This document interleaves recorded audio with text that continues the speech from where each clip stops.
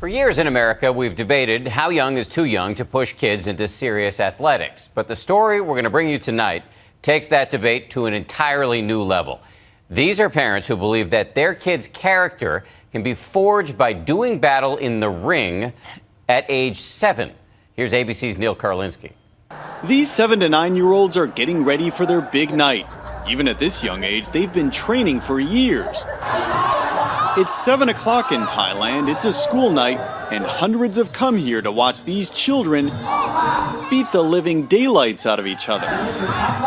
No headgear, mouth guards, or any other form of protection. This is the Thai version of Friday Night Lights, but far more dangerous and in action nearly every night of the week. The kids, including girls, have been captured on video during some unspeakably disturbing moments. A child throwing up in the ring, crying, wanting to quit, and being sent back in. Watch this little girl's eyes. Doctors tell us she is having a seizure from blows she suffered. To find out what's going on here, Nightline traveled from the streets of Bangkok out to the Thai countryside. In a village called Prachinburi, we find a tiny stone-faced 7-year-old named Andy, preparing for his first fight. We ask Andy's mother the question most parents wonder right about now. Aren't you worried about him getting hurt? I'm not scared, she says, because I want to teach him to be tough. Andy says he likes to fight. Because I get money, he says. We're a little nervous for Andy as he's paraded into the ring. His fight doesn't last long. The refs call it off early, fearing that he's outmatched. This man is the fight organizer. Do kids ever get hurt? The fights are not that dangerous, he says, because the gloves help protect them and because they're still small. Here's where it gets even stranger. This is not some secret backroom sport, but virtually a national pastime, mainly among the poor. You can find a fight any night of the week in the provinces. Todd Kelstein spent years inside Thailand's child boxing culture for his film, Buffalo Girls.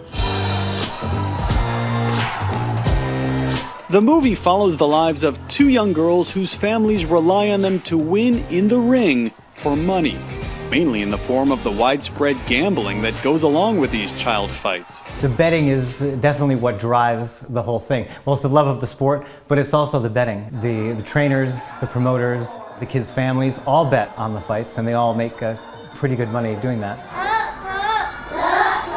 9-year-old Pumarin is typical of many of the fighters we met. School by day, then crammed into the back of a truck for the bumpy ride home, where there was a makeshift boxing ring built atop a crumbling old dock along a river. She has 15 brothers and sisters, and they all fight. How many fights have you had, and how many have you won or lost? 11 fights, and I won all of them, she says.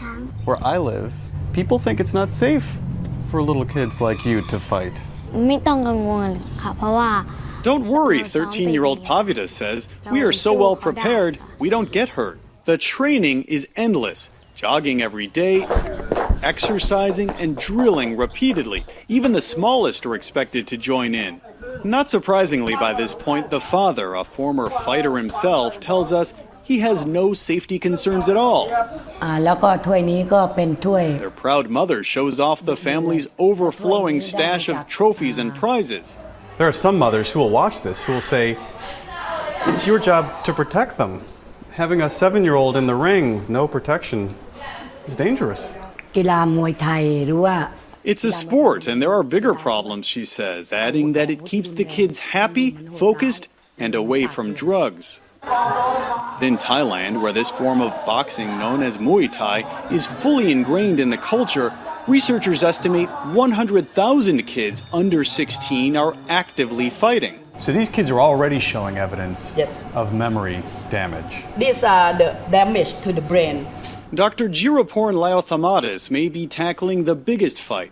She's part of a team in Bangkok doing the first ever research into what all this fighting is doing to the children by conducting brain scans and other tests on 100 child boxers. She says early tests are far worse than she imagined when she began the project. Their brains look like people who've been in automobile accidents. Yes. The data is revealing. Child boxers have much better eye-hand coordination than other kids from intense training, but they also have serious memory issues that will grow worse. One of the kids being tested is 10-year-old Thipsaja. Like others we met, she too is part of a fighting family. Her father set up this makeshift boxing ring next to the police station where he works. The family, also like the others, is poor. Thipsaja shares a tiny apartment with her brothers and sisters, and there are great hopes that her fighting skills will be her ticket out.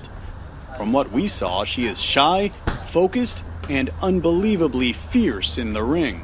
She is fierce in there and throws some really hard punches. She must also get hit pretty hard. Do you ever worry about her?